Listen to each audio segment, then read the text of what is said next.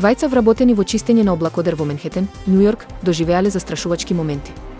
Двајцата мажи се качиле на специјално скеле за да ги исчистат прозорците на 78-миот кат. Одеднаш, поради силен ветер, скелето се откорнало од зградата и почнало да виси. Неколку минути пред 10 часот. Била повикана итна помош. Во одреден момент, силниот ветер силно го турка скелето кон стаклото, предизвикувајќи истото да се скрши. Сведоците пријавиле дека слушнале остатоци кои паѓаат на земја.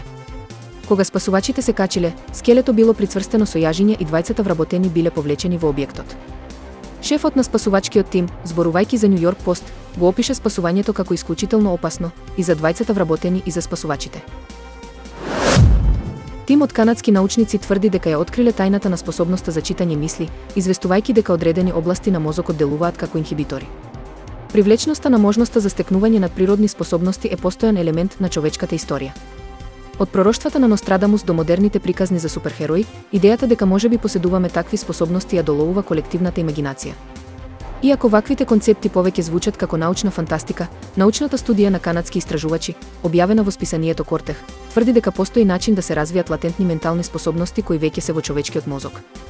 Според студијата, одредени области на мозокот делуваат како психички инхибитор, потиснувајќи ги природните телепатски, видовитост и предвидувачки способности.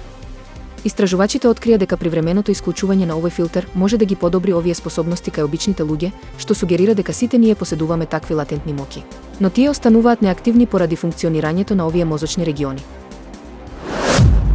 Џејмс Харисон починал во сон во дом за стари лица во Нов Јужен Велс, Австралија, на 17 февруари, соопшти неговото семејство. Имал 88 години, јавува BBC, додавајќи дека неговата крв спасила 2,4 милиони бебиња. Во Австралија го нарекувале човекот со златна рака бидејќи неговата крв го содржала реткото антитело анти-Д, кое се користи за производство на лек кој им помага на трудниците чија крв може да го нападне нивното неродено дете. Австралискиот Црвен крст, кој му оддаде почит, рече дека тој решил да стане донатор откако примил трансфузија за време на голема операција на градниот кош како 14 годишен. Пожарникарите во Јужна и Северна Каролина се борат со повеќе од 175 шумски пожари кои избувнаа, а условите се особено опасни поради силните ветрови и сушата. Гувернерот на Јужна Каролина Хенри Мекмастер прогласи вонредна состојба. Пожарите им се закануваат на домовите и предизвика евакуација, а властите продолжуваат со операциите за гаснење на пожарите низ целиот регион.